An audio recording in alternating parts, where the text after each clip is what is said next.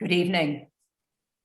I'm Karen Taylor. I'm Program Director of the General Society of Mechanics and Tradesmen, and I'm absolutely delighted to welcome you here this evening to tonight's lecture, which is part of the Artisan Lecture Series. We would like to thank all of you attending tonight for your support of this lecture. For those of you who might be less familiar with the General Society, a quick overview of what our organization is all about. We were founded in 1785 by 22 artisans. Today, we continue to serve the people of New York City through our various cultural and educational programs. These include our tuition-free Mechanics Institute, our General Society Library, which just celebrated 200 years, our John M. Mossman Lock Museum, and finally, our lecture series, of which, of course, tonight is part of, and that was originally founded in 1838.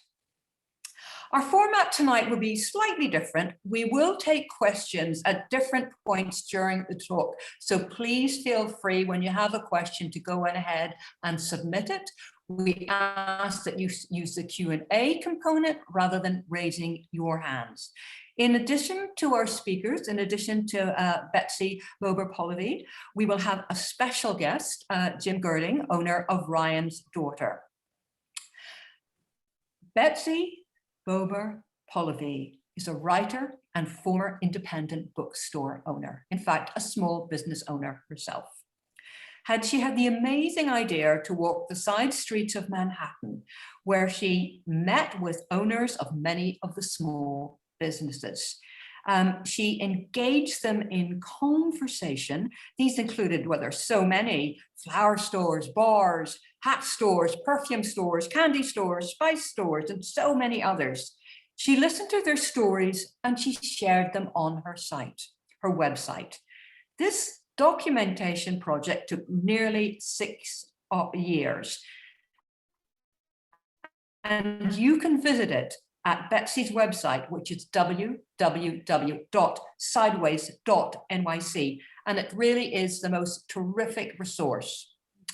At the beginning of the pandemic, Patsy made the decision to publish Walking Manhattan Sideways, side street businesses that have stood the test of time. This wonderful book celebrates many of the places that Patsy visited. As Patsy will discuss today, more than ever, these businesses need our love and support, as they are the true fabric of New York City. This fantastic book is available at www.gosideways.nyc. And what a great way to celebrate the independent businesses of Manhattan. I highly recommend it. And this won't be the only plug. I'll be giving this fantastic book tonight. It is now my great pleasure to introduce to you Patsy Polivy. Patsy, welcome.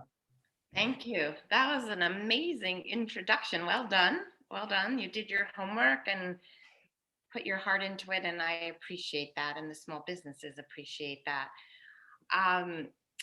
So my website began because of my desire to want to bring attention to the small businesses and my desire to walk and learn about all of them. And then when March came, last March, and the pandemic hit and we were all on lockdown, I made the decision that I needed to hurry and publish a book, because I wanted to honor and celebrate the small businesses. I wanted to put smiles on these people's faces who were suffering terribly. And I self-published the book. It came out in the fall of this year. And now I'm going to backtrack. I grew up on Long Island, and then my husband and I were married and lived in the city in Manhattan for 5 years, and then moved up to Westchester, where we had 2 children, and raised them there. And while there, I opened my own small business, Once Upon a Time, which was a children's bookstore. I had it for 10 years. I loved every moment of it. And then after we closed the store itself for 15 more years, I acted like an agent to many, many authors and illustrators. And in 2009, our kids were out of the house, and we decided that we really wanted to move back into Manhattan. I sold my business, and when I got here, I realized very quickly that I needed to find something else creative and constructive to do. And just quietly, I started walking the streets, the side streets during the daytime. And then I started collecting business cards. And I had this idea going on in my head that I wanted to do something to help these small businesses. And what could that be? And then I decided I wanted to walk every side street in Manhattan. And my kids visited one weekend, and we were all sitting around having dinner, and I kind of casually mentioned that I wanted to walk all of Manhattan and document it. And thinking that they would all think I was crazy, my children said to me, if you start on First Street and do it chronologically, we'll design and make you a website. And my husband said, if you wait for me on the weekends, I would be thrilled to walk with you. So I wasn't going to wait till the weekends, but he did walk with me every single weekend for 6 years, pretty much. It was 100 degrees, it was 17 degrees and snowing, but we were out there. And he always called me the Energizer Bunny because I was so excited every single day to get up and to get out there. One of the Zoom talks that I did, a woman asked me, she said, Betsy, people have these crazy ideas all the time about something that they want to do, to accomplish. And she said, and we all have good intentions and we get started, but how many of us finish? She said, how did you make it? And how did you continue for 6 years to walk every single street? So I did. I walked from First Street to 155th Street, which was the original Manhattan grid, from river to river. And I could answer her immediately by saying it was the people that I met who kept me going. And as you're seeing their faces, you can see the joy that one would have by meeting these lovely people. The purpose of my walking was to hear their stories and to write their stories, to share their stories. And I had a photographer join me and take all these fabulous photos. So my purpose was to honor and celebrate, as I said, and just to make people aware of what was out there. And I would always tell people, go to the Metropolitan Museum of Art, go to the Statue of Liberty, the Empire State Building, come to New York, go to theater. Those are all so important. And there's so much about Manhattan and New York City. But until you actually meet the people, until you go to the side streets and you have a drink at Ryan's Daughter, or you buy buttons at Lulu Buttons, or walk into a community garden and meet some of the people who live in the neighborhood and are cultivating the land. That's how you get to know New York City. It's knowing the people. So the people kept me going and going and going. And I hoped that people who come from the tri-state area, people who come from all over our country, people who come from abroad, that I can encourage everybody to get off the avenues and to go onto the side streets. So I'm happy to take a pause here because I would love to answer any quick questions. I want to make sure that you understand that. So on my website, I documented every single place on every single street that was non-residential, every church, every synagogue, every tattoo parlor, hair salon, school, garden, parking garage, doctor's offices, banks, but mainly all the businesses, all the restaurants, and all the bars. And I met so many. And I say I'm one of the few New Yorkers who can really say that I truly do have hundreds, if not thousands, of friends and special acquaintances that I've met over my time. And it was the best time. It was the best 6 years that I've ever had. Well, besides my children, and now grandchildren. So I'll take a pause and happy to stop and answer any questions. Okay.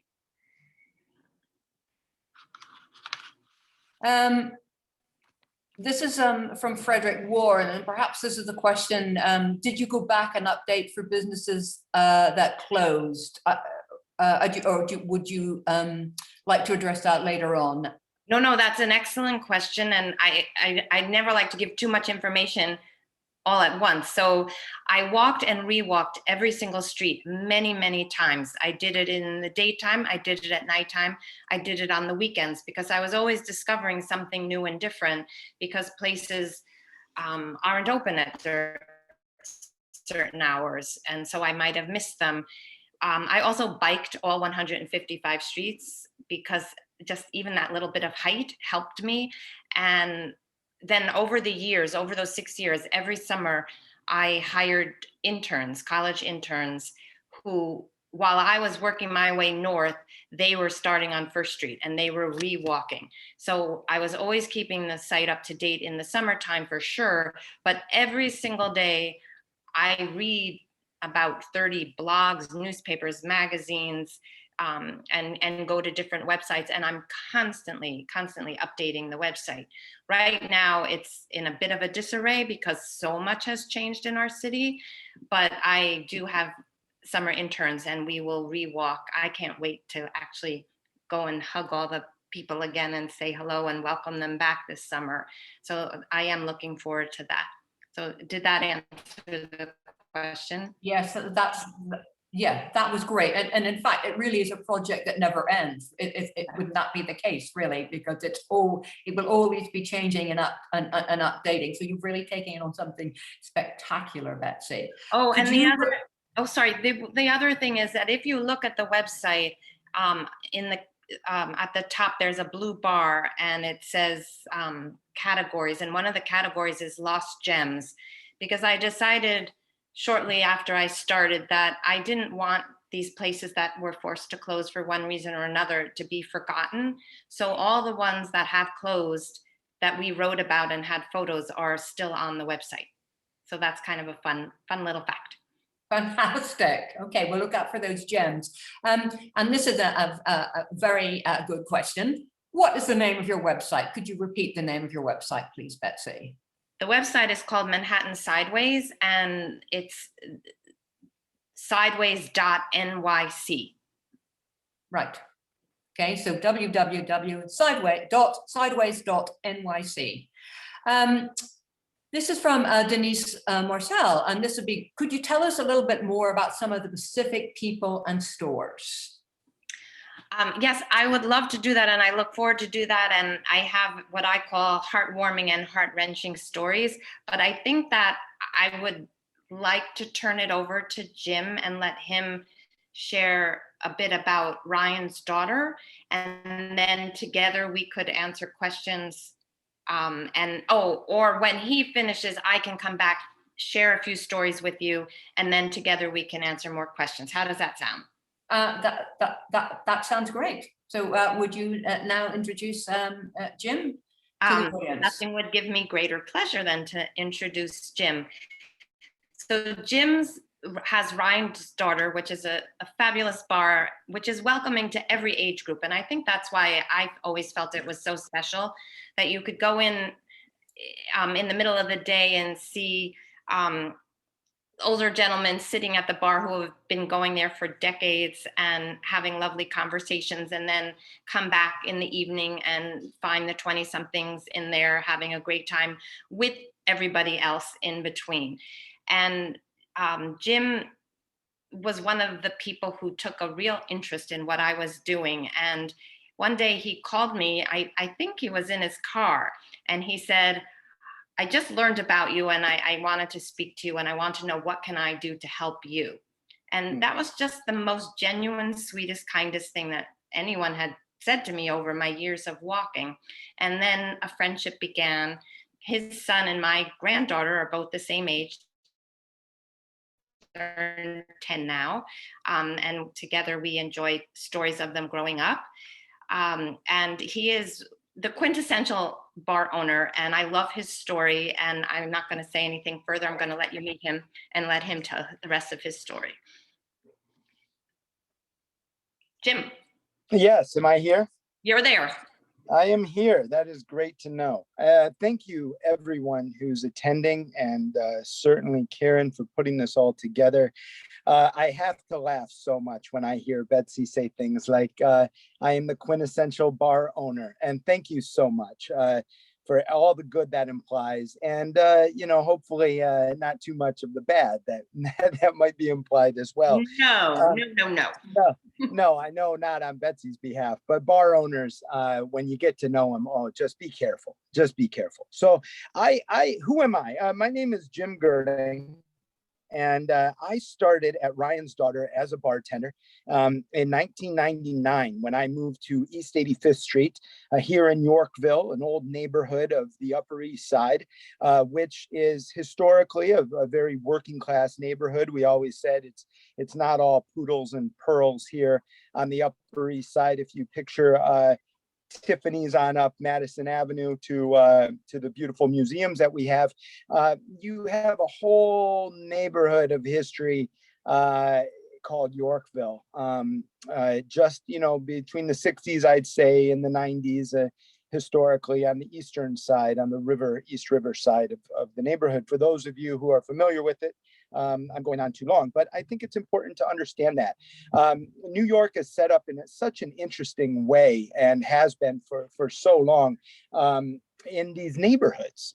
And, we were practicing this webinar and it came up in question, what are we as Ryan's Daughter, a pub or a bar or a neighborhood bar? And I just, I think that Betsy's book does such a good job, not of just telling the stories, but precisely, of exactly doing that, of telling the stories. Betsy did for me and so many other shops in New York on these side streets. She was able to capture, not just in the beautiful pictures that are in the book, but I really encourage you to take a look at the words. And before I go on too long tangentially, I want to get to the heart of what I'm talking about.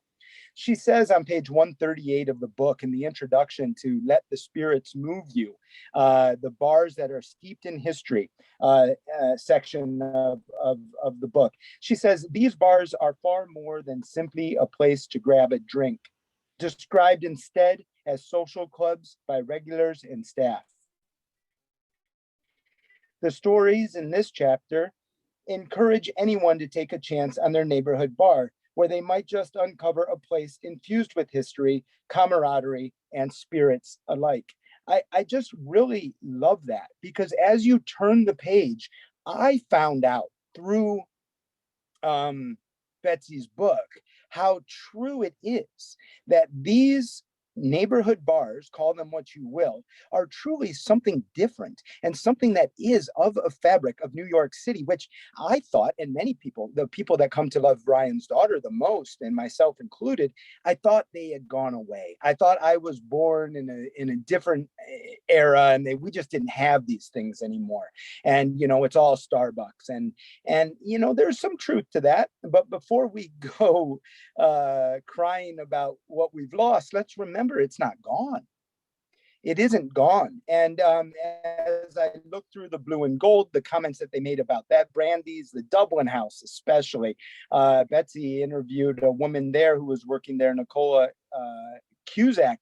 And Nicola says what resonates most with her she's speaking about the Dublin House here, women feel comfortable coming in even on their own. That was always a hallmark. I have been here for 23 years, and 23 years ago, women came in on their own to Ryan's Daughter. So far from being a dive bar, Ryan's was a neighborhood bar, but it was made up of the people who came into it, like the jukebox. Today, it's an internet jukebox, but a jukebox should always reflect the type of bar you're in. I always thought that if you're going to leave your atmosphere up to the customers, at least give them the choice that would make most of those customers happy. And that's why we pick the records that go in the jukebox. In today's world, with our complete access to everything, we miss those smaller points that really make these bars, and especially in my life, Ryan's Daughter, what it is. And before I go on too long there, what is Ryan's Daughter to me? Well, I started working here as a bartender in 1999 and fell in love with it.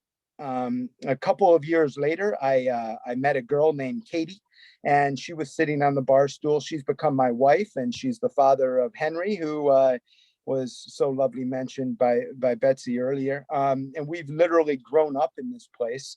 I, for one, grew up in this place from being a 21-year-old bartender who thought he knew everything to being a 45-year-old bar owner who knows he doesn't know much at all. And that was underlined by this COVID. So a nice way to go into it, and what is Ryan's Daughter is simply informal social space. That's what I've started calling it. And it's interesting that Betsy picked up on her travels. These other bars that she mentioned, they do all seem to start with some sort of mention of social or a community or a coming together. And sure, you could say that about restaurants too, but there's something about bars. You see, you need no reservations to come to these places. These places, as Nicola says about the Dublin House, we open every day at 9 a.m. Well, we always opened at 10 a.m. and we don't close till 4 a.m., just like the Dublin House. Nicola said in the book that maybe it's just an Irish thing. And perhaps it is. I'd agree with that because, we were founded by a very unique Irishman as well. But Nicola says, perhaps it's just because it shows that we care. And that blew me away. I've been here 23 years. I've opened at 10 a.m., 7 days a week, 365 days a year. And I never really knew why we did either. And people, why would you? People don't come in maybe until a couple hours later. But then I think back on all the times our neighbors come down, new neighbors to the neighborhood, the younger generation of regulars, and we've packages there for them, or we've kept their keys for a friend who was visiting for the weekend. We most certainly are something different. And then I thought more about it, and there were restaurants in New York, many great restaurants, and we make our reservations for the restaurant with our friends, and we sit there and what do? We people watch, and it's so much fun to be in a hip place and watch people. But then on the way home, where do you go? You go by your neighborhood bar and you intermingle with those people of the city. And they're in, for one reason or another, they're in your neighborhood for that night. And they're here at Ryan's Daughter very often on your way home or just before you go out. And as we struggle to try to decide what to do going forward as a business whose selling drink is our primary way of making money, how do you keep doing? How do you preserve what you are in a world that's changing, is trending away from that? How do you continue to provide social space for people at a profit, mind you, at a successful business that's able to keep it going? For no better reason than we don't have any other places like it. There really isn't much else like a neighborhood bar for a coming together of people as you are and where you want to be. I'm just checking myself on time because I've said all that without saying the real story here, and that's in Stoney McGurran. Stoney came from Leitrim, Ireland when at what age, he won't tell us. I can verify that he is 80 years old this year. He turned 80 in April, and Stoney is quite a character. One of my favorite lines of Stoney's is, "It's a bad wind that doesn't blow good for somebody." And the wind has blown very good for us. I will say just quickly on that COVID did reveal a lot about this industry, and I could speak for so long on that. But the best thing is, as bad as that was, it really, as mentioned earlier, pushed Betsy to get this book out earlier. These are stories that need to be told right now. And the true stories about these true neighborhood bars. Now, keep in mind, I am only the second coming, as it were. I'm trying to preserve something. And I had an inkling about that early on in my career, that I'm at Ryan's Daughter, not because I love the bar business or I'm a great bartender, but because it is a place that I want to keep around. I walked in and said, oh my gosh, I didn't know there were places like this left in New York. And that was in 1999. And Betsy, when, she referenced that first call, that is the part of the story that I agree with most. I don't remember calling you, Betsy, and saying, what can I do for you? But I'm glad I did. The fact that these stories can be told now, and you can still go in and visit them and see what she's talking about. It's not just for tourists. In fact, it's for the people who live here. We are for the people who live here. And the fact that your book came out so quickly and did such a good job, Betsy, on that during COVID is just a good win for all of us. So please, I encourage you to pick it up and read it. But I will pause right there just to check the time, because I don't want to go on too long. But just maybe that was great, Jim. That was just thank you. A fantastic overview, and bravo to both you and Betsy and you as the representative of all the small businesses who can't be here tonight. Really terrific. Very good. Very well. It's my sincere honor because they come alive in this book, and I wish they were here. Yeah. We have some. Oh yes, Victoria. I'm sorry. I just want to say, Betsy, as I listen to you, it's almost like you were I have to say it's spiritually called to like be a voice for so many people. And I speak to you as a native New Yorker that walked the streets throughout the pandemic. March, I was coming to our offices here because we have a building to run, whether or not tenants are here. And it was like the city was stripped of all personality because the storefronts were closed, because that's what adds so much life to our city and our restaurants. I've recently begun to, in the past year, I never ate out so much because I was so concerned for the restaurants. Not only do you derive pleasure from being in a restaurant, but derive pleasure from seeing people having a good time walking, along the street. Jim said something about people, people watching. I walk miles a day. It's how I get around. I people watch. It feeds your soul. And I look at these businesses and these people and listen to someone like Jim, who it's really, when you think about the hours that you put in a bar or a restaurant or any business owner, they give their heart and soul and life over to what they're doing to make a living and to really, they add so much to our city. And this project it's so important. And I really can't thank you enough for becoming consumed, Betsy, with the subject. And to you, Jim, because they were very lucky when you walked in 1999, because you've carried on something for the community, really. It's a beautiful thing. So thank you. So to add to what you're saying is an interesting, I'll tell this story because Karen said who wouldn't want to hear it, but the owner of Patsy's, and it's Patsy's Italian restaurant on 56th Street, not the Patsy's Pizza.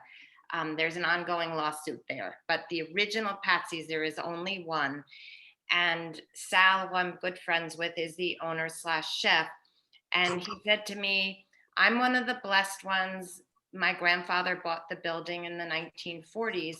So perhaps I'm not struggling as much financially as others are. He said, but it's not always only about the money. He said, I'm a chef and I love what I do. I love hugging the people. I love serving the people. I love seeing the smiles on their faces. And he said it was just the worst year of his life that he couldn't have that one-on-one with anybody. And now he's just slowly reopening. And he tried a little bit, but it wasn't worth his while because he's pretty much in the theater district. So there were just no patrons whatsoever. And a lot of his clientele had honestly moved out of the city. Hopefully they're coming back. But anyway, it is. So my point is that it is about them needing to raise a family and feed themselves and clothe themselves and pay their rent, etc. But it's also, and I think, Jim, you can speak to this, it's the people. It's having that relationship with so many. Otherwise, why would you be doing what you're doing, right? Absolutely. Well, and Betsy and Jim and our audience, last night I live in Stuyvesant town, and finally the corner is occupied once again on 20th Street and with Rosemary. Yeah, and it's Right. wonderful. But the best part about it, besides it being aesthetically beautiful, the team from the minute you walk in, but our waiter, he was so enthusiastic about being back. He's worked in construction. He had to take a job when he couldn't work in a restaurant. He's been doing this, for 7 years, but he worked construction, going over to New Jersey and keeping, his finances alive.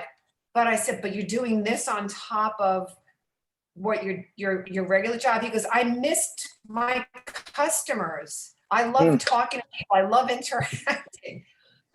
He made last night so much. It was so wonderful because I loved that he loved what he did. It's so important. And I think that's another thing about the restaurant industry, or people who interact. It's really what New York is all about. If you're not interacting, you're missing the point, whether that's in Gristedes or at an event, or it's really, I always say only in New York there's so much to take in, but it happens when we're interacting it. And it's certainly, not to knock remote life, but well, my initial concept was to entice people to do what you're doing. And if you live on 71st Street, how many times have you walked on 70th Street? Do you know what's 1 block away from you? Because we all commute, or we walk, we subway, we bus, whatever it is, but we always tend to go the same way. Or if you live on the Upper West Side, do you go to the East Village and just meander? And so if you come away with nothing else from me tonight, it is to go into these little places and to discover the bakery 1 block away from you, or the Ryan's daughter 1 block away from you, and go in and say hello, especially now. Introduce yourselves and say, I'm here, I care. You don't have to spend money. I always say to people, just say you care. Right. And it means so much to all of these people. Admire the window display. That's that is that person's art. That is something that they put together, and stop in, and even it's true, just to say hello. And I'm a woman on the run, and I don't look at it as any excuse. I really try to connect, even if it's just for a couple of minutes. And I can't tell you how many people, it doesn't just happen with shops. There's, even on our block here on 44th Street, you'd be surprised how you meet a person and they said, I've been walking past your building for 40 years. I never looked inside. Yeah, absolutely. How do you resist that? You're not curious. I get stopped. I like it by when the plaques on the side of the building. I say, oh my gosh, I really, even if it's, sometimes I'll just photograph it if I don't have time to read it. Because I said, well, what went on here? You want to find out, and it all goes so fast. And then they say, I feel so bad. I was working here all these years. I said, well, there's always something to discover in New York. But getting back to exactly what you're doing, Betsy, is I feel like I lavish so much attention on our small businesses, and because they really mean a lot to our neighborhoods. We are nothing without them. They really are. I admire their work, and it's just the fight, Right. So long may they reign. God bless them. Thank you. Karen, I just want to make sure that if other people had any questions, and otherwise I would love to share some of the stories. Well, about some unique cases. There are quite a few questions, but let's hear some of your stories, Betsy. And Jim, before, I also want to say, I believe, I don't know if you might have a special invite for our audience. Is that right? Oh, yes. I mean, listen, it would make me and Stony especially so happy to see anyone who might be sitting in the audience. We talked earlier about this, I believe. But if you do come up to Ryan's Daughter, which I will plug myself, is on 85th Street between 1st and 2nd Avenue. You can certainly find us on the web. RyansDaughter.nyc is all you need.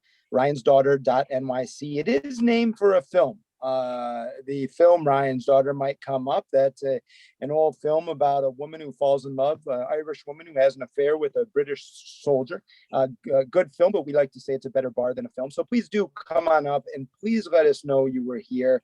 First of all, Stoney is a tradesman at heart. He is a do-it-yourselfer. He put this bar together himself in a way that nobody else could have done it.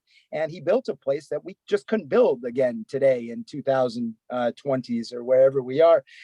So that is a special thing as well. But if you do come up, I'll gladly buy you a pint of Guinness too. So make your way up to the Upper East Side if you haven't already. Thank you, Karen. We'd love to hear some of your stories, and then we'll take some of the questions.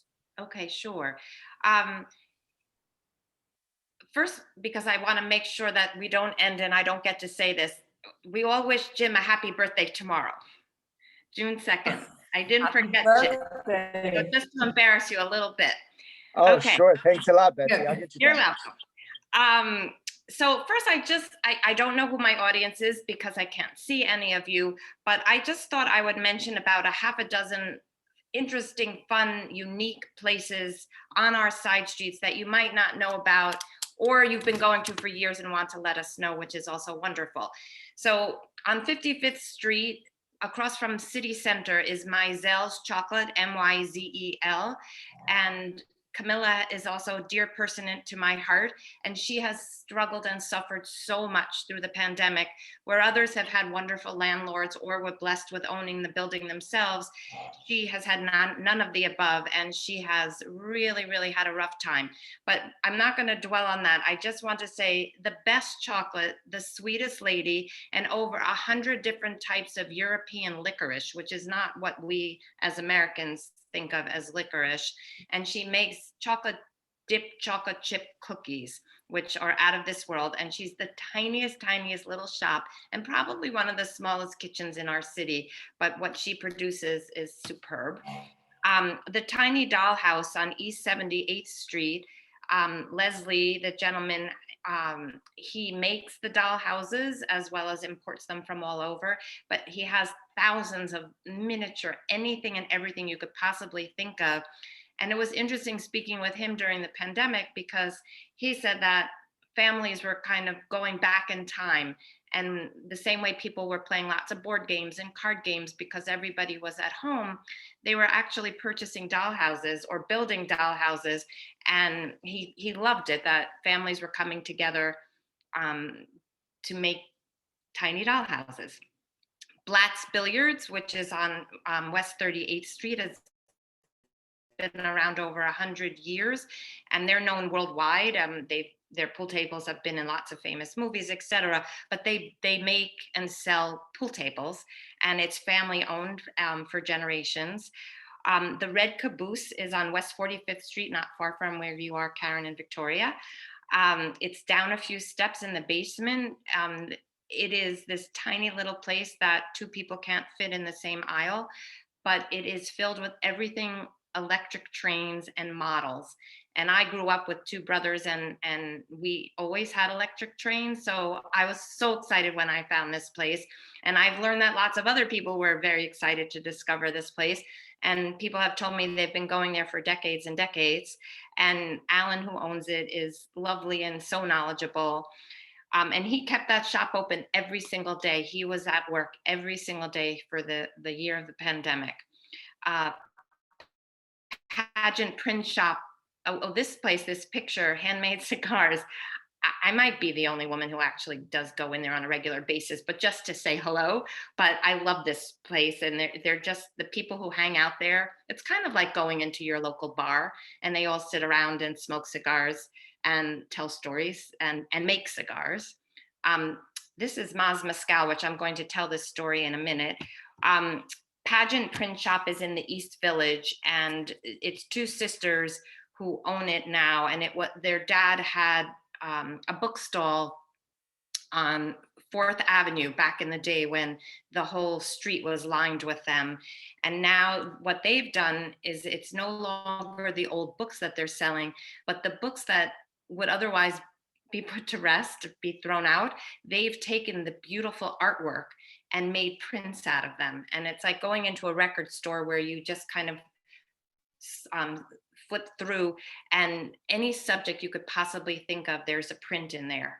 And it's one of my husband's favorite places to go. It's really fun, and you learn so much history by looking at these prints. And it's also nice having owned a bookstore and being the daughter of an award-winning author.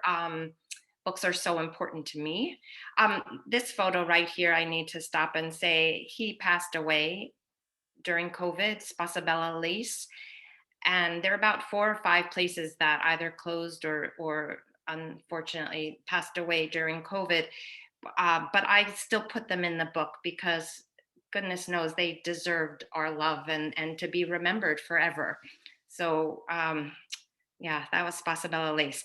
Okay, Gramercy Typewriter on West 17th Street, 3rd generation. They fix typewriters, and they sell beautiful, perfect typewriters from 100 years ago. And it's just fascinating to go there. Tom Hanks, if anybody knows, he's a big collector, and this was his go-to place. And then last, New York Cake, which is on West 22nd Street. If you're a baker, if you're a lover of anything having to do with being in the kitchen and sweets, it's so much fun. You could take basically a shopping cart and walk up and down the aisles, and there is nothing that you could imagine that one would need to bake a pie, a cake, cupcakes, cookies that they do not have.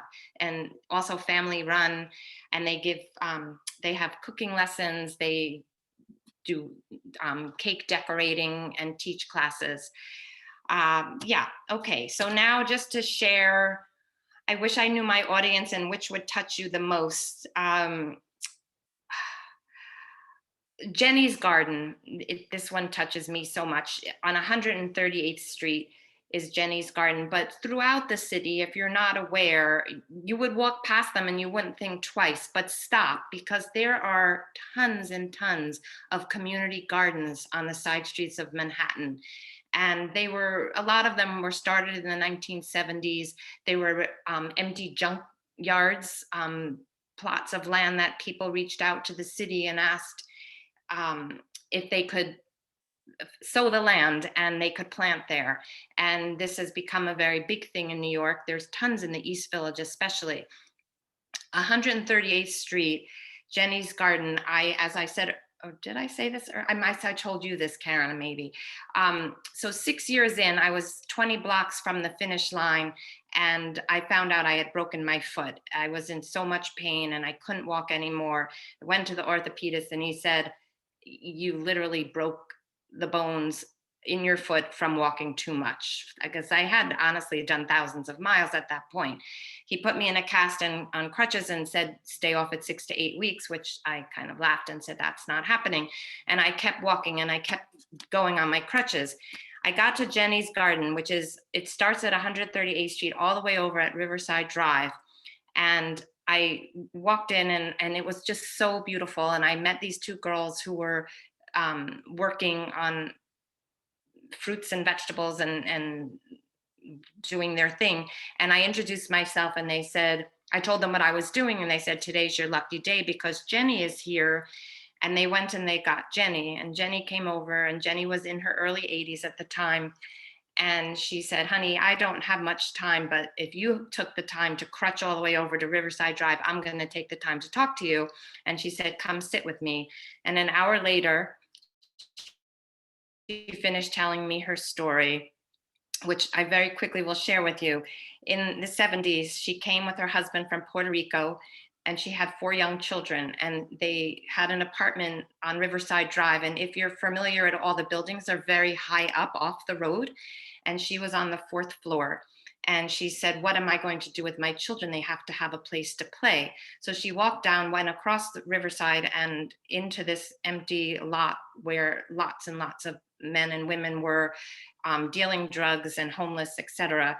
And she said she befriended them, and one by one she moved them out until she had an empty piece of property. Then she got the neighbors and they started cultivating the land and building a garden.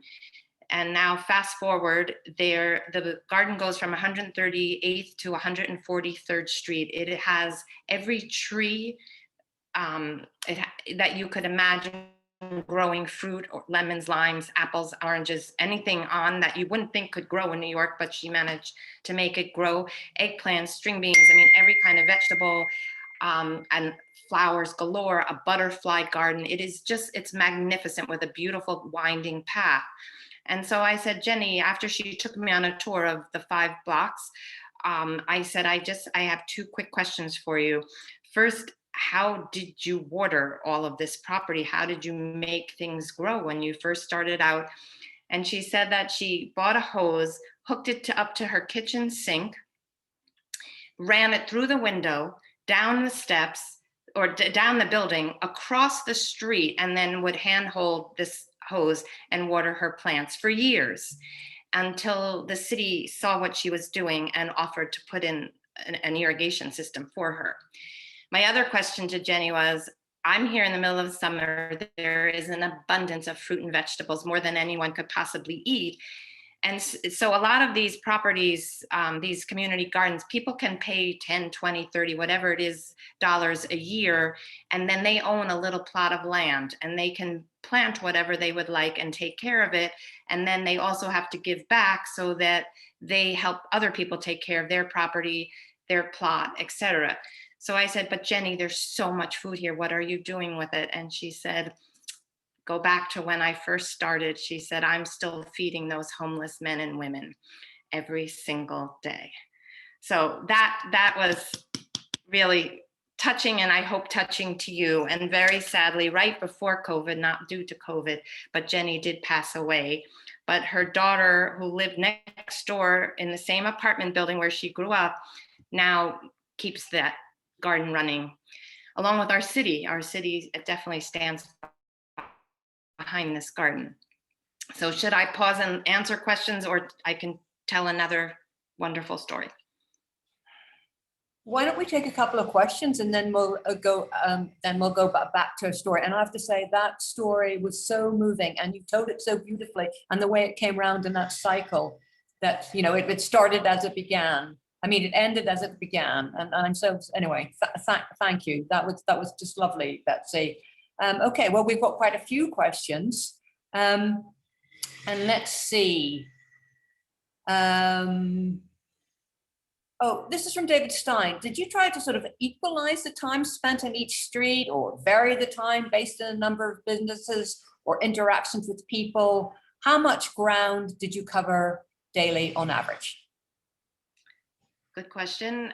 Depending on which area I was walking determined what time of day I started. I was always out there early, but I learned quickly in the East Village that nothing gets started until 1 o'clock or so. So by getting out there too early, I might find 1 or 2 places open, but that was it. But then when I was in Midtown, in the 30s, I would say everything was open at 9 a.m. It was more of a 9 to 5, besides obviously bars and restaurants. So a 9 to 5 day was great. And then I would go back and visit the restaurants and the bars. But I would do 8 to 10, even 12-hour days. And I did it 7 days a week. And because I loved it. I loved it. It wasn't a job. It's still not a job. So incredible, Patsy. Truly a labor of love. Now, this is from Michelle Gedritz, and she's wondering if you're doing a sequel from 156th Street to 215th. So perhaps you can tell her about the sequel you do have plans. So first of all, when I decided that I wanted originally to walk the streets in 2011, and my kids said I had to start on one street and then work my way north, I couldn't do it randomly. And I didn't know where I would stop. And my husband and I were invited to the opening of a show at the New York City Museum Museum of the City of New York. I'm sorry, tongue-tied. And the exhibit was the original Manhattan grid. And we both walked in, and the first thing we saw was a map sideways of Manhattan.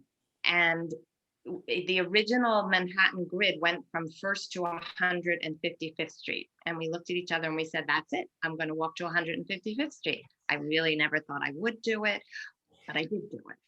So, and I equal time every street. Perhaps the East Village got a little bit more of my time and love because that was where I started, and there's so many businesses in the East Village, one right after the other, and almost every one of them is a quote unquote small business. Starbucks was there, but not anymore. And the banks, you know, there's some, but it's pretty much like this gentleman here. Yeah. Oh, that's Venero's on 11th Street. That's been there for over 100 years. But there was so much to get to. And I also, it took a year for the website to get made. So I didn't want to go too far, too fast until we got things up. So I spent a year about, I would say, doing 1st through 13th, 14th Street, the whole East Village. Yeah. Right. Would you like to tell us then a couple more stories? Sorry. So the new book. Yes. I actually have, people have reached out to me from different cities, even in London and Chicago, LA, and asked me if I ever wanted to do their cities. And the answer is no. I love Manhattan and I'll never be finished with Manhattan. But what happened is, because the book has been so wonderfully, beautifully received, and I'm so grateful for that, that I just said there's so many more businesses that we could give love to and that people should know about. And if I'm helping, there's about 175 businesses in the first book. So in the back of my mind, I always also wanted to give a shout out to the not-for-profits and to the arts world. And it was too much for one book. So this second book will have bars and restaurants and amazing other small businesses in it. But it's really, there's so much about the not-for-profits, music, dance, theater, museums, all small on the side streets that many people don't know about. And also I did Sacred Spaces is the name of the chapter. There are magnificent churches, synagogues, mosques, Hindu places of worship that people never go into. Everyone knows St. Patrick's and maybe a few others, but you would be amazed. And I can't wait for you to see the photographs of these beautiful, beautiful places. So this book is a little bit different. And it's going to be called The Art of Walking Manhattan Sideways, which is a double entendre, the art of walking sideways, but also all about the arts. And it will be out October 1st. So it's another 6-month quick project that I'm excited about. And I did self-publish. Somebody emailed me today and asked me about that. And somebody I believe she's listening this evening, I had reached out to publishers, and I knew somebody at one of them, and I'd had conversations prior to starting the book myself, and I'd spoken to graphic designers.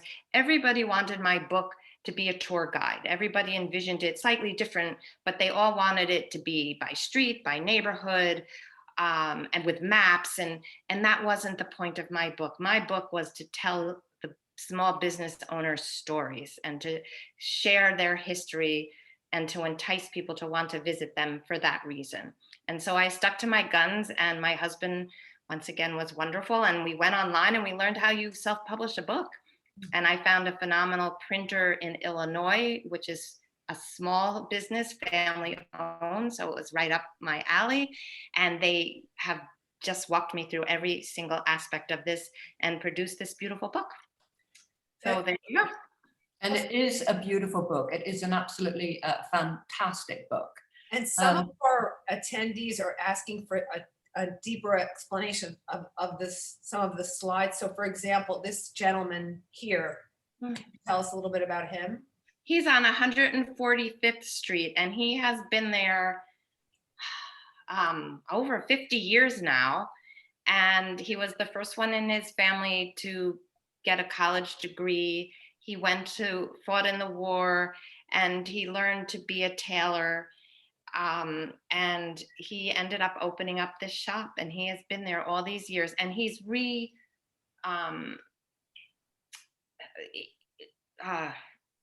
he's pivoted, let's say, many, many times to whatever the audience needed. And he was a cleaner, he was a tailor. When blue jeans were a big deal, he would do all kinds of fun things with blue jeans. When people were wearing suits or neckties or whatever it was, he would just find a way to stay alive. He cleaned furs for a while, but look at that face. I mean, he's just such a sweetheart. And he's still there. I checked in on him. He is still there. Yeah. Oh, that's, yeah, and of course your book is just full of so many of these stories. Now, the audience is or attendees are asking, if you've got particularly like a favorite store, a favorite street, and I'm sure that's a challenging question to answer. And can I also say, people are asking like for specific recommendations and say to the list of some of the places you just mentioned. But I am going to suggest, and maybe if you agree with this, Betsy, that they go to the website afterwards to find these places. What do you think? I know that you're on a time constraint here. I'm happy for anyone who wants to stay on to chat with them. So from that perspective, I can keep going, but I want Jim to be able to chat and answer any questions relating to him, because he has a bar to run. So can we maybe go back to Jim for a bit? Of course we can. Is that your way of saying I'm one of your favorites, Betsy? Yeah, it sounds like it. Thank you very much. There's only one place that matters. Ryan's daughter. We'll see. No, I'm just kidding. I do have. I appreciate all of that. Thank you, Karen. I interrupted you though. What were you going to say?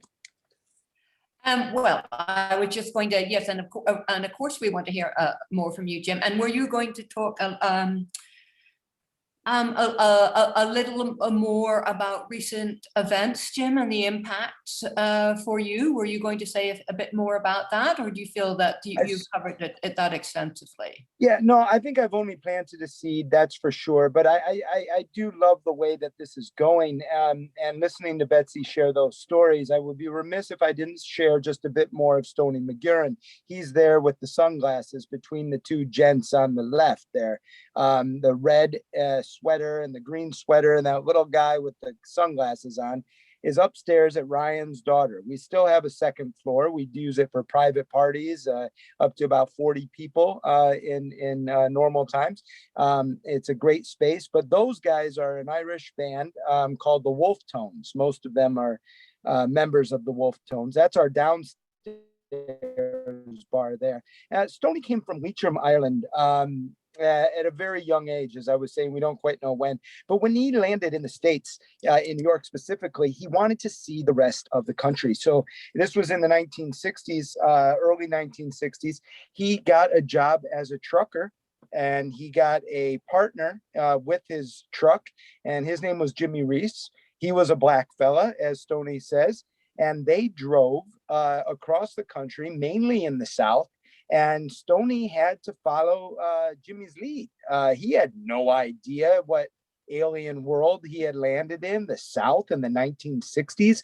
This Irish guy literally off the boat from the country of Ireland. And he got a really wonderful look, wonderful in so many ways of life in America. He could not believe first of all, how Jimmy had to sleep in the truck. And whenever I talk about Stoney, I talk like Stoney. He is one for the stories. To hear him tell the story is half the fun.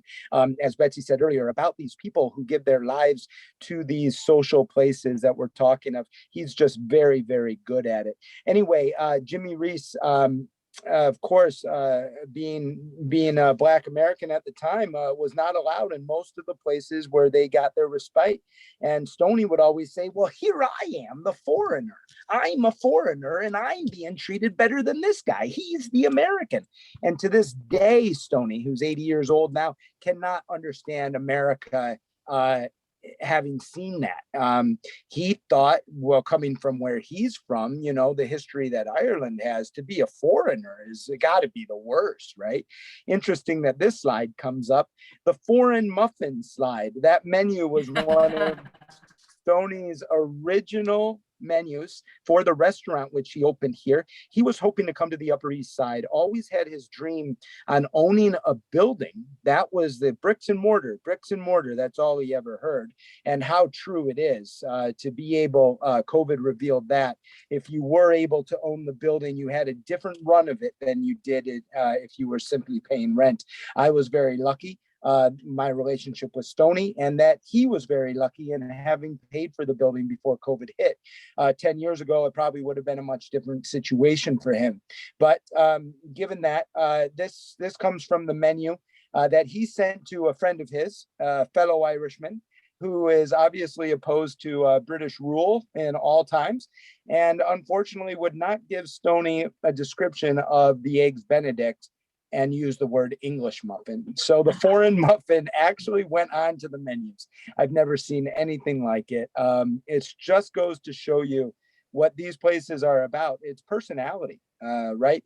So all of them packed into small businesses, right? The umbrella under small businesses. But as Victoria was talking about very early on, she's a true New Yorker who loves small businesses. But I really want to underline again, what is it about small business that we like so much? And I think it's the personalities. And that comes through so well. You know, Betsy fell in love with Stoney when he met him because she is just an artist herself who is able to really capture the truth in people and meeting them and highlighting their personalities. It's just been great. If we had more time, I guarantee I'd tell you more stories, but I don't want to take up too much time anyway. But please do come up to Ryan's. You can see it for yourself. That's what it's all about. Grab the book and go walking. That's the best way to do it. That's very good advice. And Jim, we will be up in Ryan's Daughter, so you'll be. Thank you. So look out for us all. Indeed. Betsy, would you like to tell another story or answer some questions? What would you like to do? Oh, I'm happy to do whatever. I think when the time comes, I could end with a fun, good, happy story for you. But if you would like me to answer a few questions before then, maybe I should do that. Yeah. Well, I'm going to ask a couple of specific questions. Can you repeat the name of the candy store with the European licorice? Yes, nothing would make me happier. And chocolate. Mizell. M as in Mary, Y, Z as in zebra, E-L. Mizell's chocolate on 55th across from City Center. And City Center is closed, so they need you. You can call and she'll deliver or mail you chocolates or licorice. And actually seeing the button store, someone also wanted to know more about the button store. That was the story I was going to end with, so I'll do that after. Okay, well then that's great. And can you mention the name of the electric train store once again? I know you said it was close to Midtown. It's in Midtown, I believe. Well, it's close to you where you are. It's Red Caboose and it's on West 45th Street. Okay. And it's down a few. You've got to go into the basement. Right. Now, what is the most unusual place you found? Is that another challenging question to answer? Well, that's Mizell's, that's Camilla. And those are her chocolate dipped cookies and all her candies behind her. So that was good timing. And the shop before that is World INN Instruments. And this guy's been there since the 1960s. And he said he'll never reveal how he has managed to get along with his landlord and stay there through the decades. But he has instruments from around the world. They're fascinating. There are instruments that you would never see anywhere else unless you travel to these foreign countries. and tons of records. And it's a fascinating place to go. This is Jim Neary, who nearing 90, and Neary's has been on East 57th Street since the 1960s and open 365 days a year. And he has been there almost every single day. Another Irishman for you. He's just the sweetest. Sorry, go on. I 365 days a year. I do want to give Joan Berkowitz is saying that she's known you her entire life, and please tell that Joan that she says hello. Yes, yes. Hi. Yes, hello, Joan. And the violin. Somebody asked about the violin. Yes. David Segal or Siegel. He's from Israel, and he said, in America they like to just say Siegel, but David Segal. And his father was a known violin maker and violin player in Israel, and he grew up surrounded by this. And then he went on to Italy and worked with some of the biggest names in the world, playing and making instruments. And then he came to New York, and ultimately he opened his own business, and he fixes and makes violins for some of the biggest names the world over. Wow. Yeah. That's fantastic. Anne Landrum is asking where the Spice store is. Oh, Flower Power. I think that was it's called Flower Power. It's on East 9th Street, and it's all herbs. Okay. And she's like one of New York's greatest hippies, I guess, from the 1960s and 70s.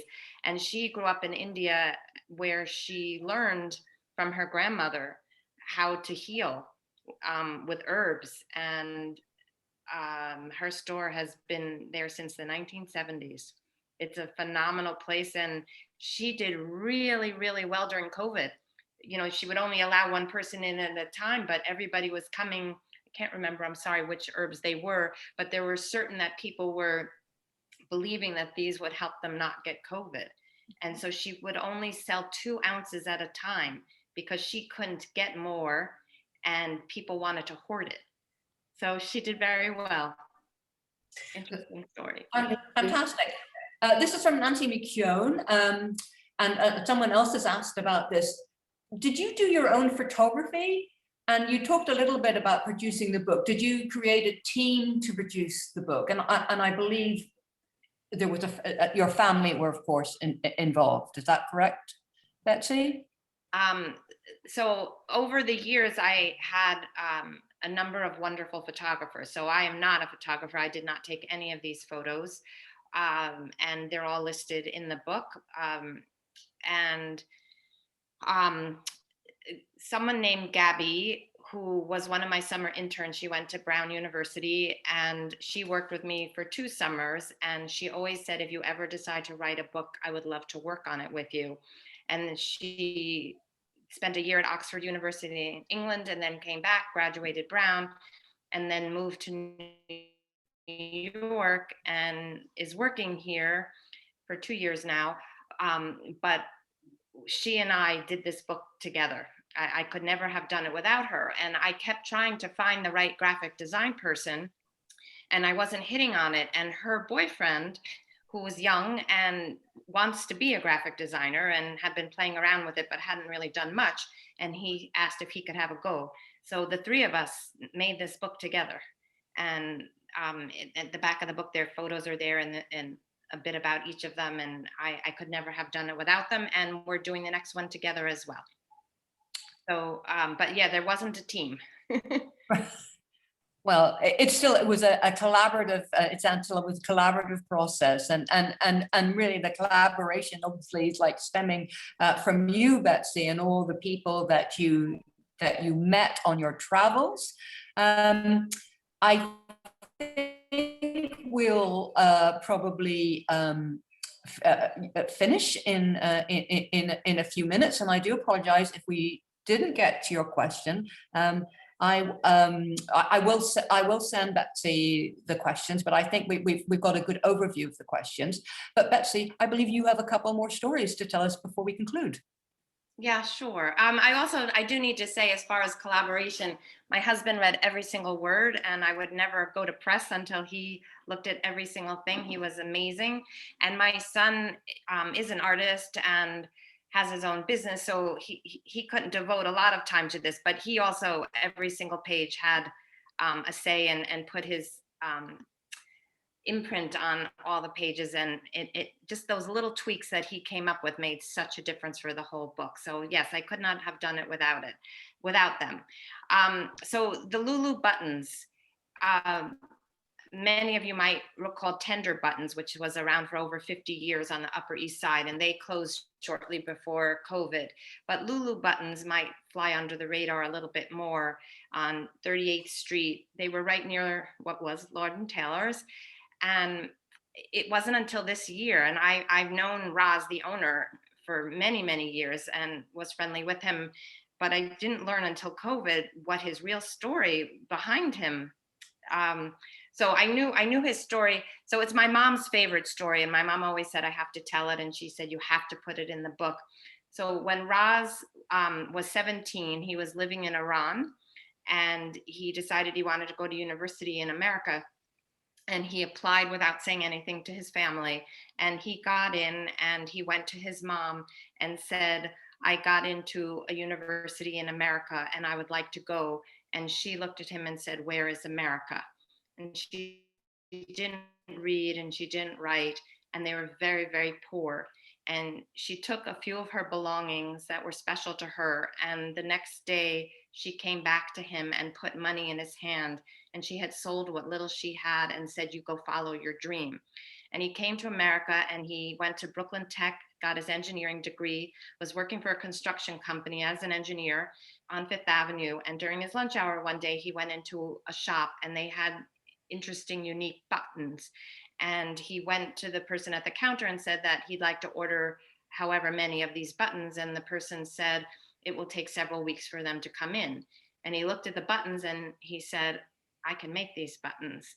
And he left the store and he left his job and he learned how to make buttons. And then ultimately he opened his own shop. So in this unassuming little shop on West 38th Street, Lulu Buttons sells to Ralph Lauren, Calvin Klein, the Metropolitan Opera, New York City Ballet, and pretty much every single Broadway show has at least one of his buttons on a piece of clothing. And during COVID, which was so fascinating, he said he was really busy because people were home and looking at their clothing and not really wanting to buy new clothes and spend money, but sick of their old clothes. And so they started looking and saying, how can I reinvent this article, be it a jacket or pants or whatever it was? And they reached out to Lulu Buttons and they bought new buttons and they redesigned their clothing. And so now they feel like they have something brand new, and all it took were a few new buttons. So Lulu is thriving. He is a lovely, lovely gentleman. And a wonderful story that I also learned was that 3 people came in one day, and 2 years ago, and they needed these very special buttons, and they were expensive. And they said that he remembered them saying they were in New York, then they were going to Chicago, then LA, and then London. And he said, I don't know why, but it just stuck in my head. Fast forward a few months, he's watching TV and it's Prince Harry and Meghan's wedding. And he said he wasn't really watching, but he was just kind of listening. And he heard someone say, we went to New York, then we went to Chicago, LA, and then London. And he looked up and there was Meghan Markle's mom, and she was wearing the buttons that he had made. And so he had put the buttons on the bride's mother's dress. So yeah, fun story, right? That is a fantastic story. That is absolutely wonderful. There's so many components to it. So Betsy, thank you so much. I know we have just skirted the surface of, the wonderful stores and bars and community gardens that you have discovered in your travels. But I do want to remind people that, one, you can, what a fantastic gift this would be. Just think for your friends who are now, you know, venturing out into Manhattan. Wouldn't this be a terrific book to give them so they can explore parts of Manhattan that they haven't perhaps been to before and support these stores? So again, you can purchase Walking Sideways by going to gosideways.nyc. And I also want to mention that for those of you who would like more information on, you know, just some of the many places, you can also go to Betsy's website, sideways.nyc. Jim, thank you so much. Thank you for representing small businesses in such a wonderful and eloquent way. And I'm sorry we didn't get to meet Stony, but I know we'll all have a chance to meet Stony in person when we visit Ryan's daughter on 350 East 85th Street. So thank you so much. Victoria, would you like to say something? Betsy, you know, thank you for your work on behalf of small businesses. Really, it's important work, and you're a voice for so many people who need to be heard. So thank you for making our side streets come alive. So thank you for that. We look forward to having you back at the to the General Society. I know you were here to look at the Mossman Lock collection, but we can't wait to have you back for your next book in person. So thank you so much for your work. I neglected to say, and Karen, that you are in the next book. Yes. And that was why I was there, was taking new photos. Yes. So thank you for having us. Thank you. Thank you so much. Yes. And to Jim, who is the spokesman for small businesses and for his work, for the small businesses and his great sense of community. So I appreciate you guys. Thank you. Thank you. Yeah. And to you, our audience, thank you so very much for attending this evening. I just want to quickly mention 3 lectures coming up in the remaining of June. I will do this very quickly. Tuesday, June 15th, In and of the Hand, Mechanisms of the Art with Sharon Schutzma. Tuesday, June 22nd, The Impact and Possibilities of Preservation with Felicia Moreo. And on Tuesday, June 29th, The Renovation of the Tennant Museum with Nick Leahy. It all needed to thank Jim and Betsy again so much for taking part. Oh, and behind the scenes, you won't have seen him, but Angelo Vigorito for coordinating all the slides tonight and for all the work that he did in pulling these together. But again, to thank Betsy for her monumental work in putting this fabulous, fabulous book, Walking Manhattan Sideways. Thank you, Betsy. And again, thank you, Jim. Good night. Thank you. Thank you.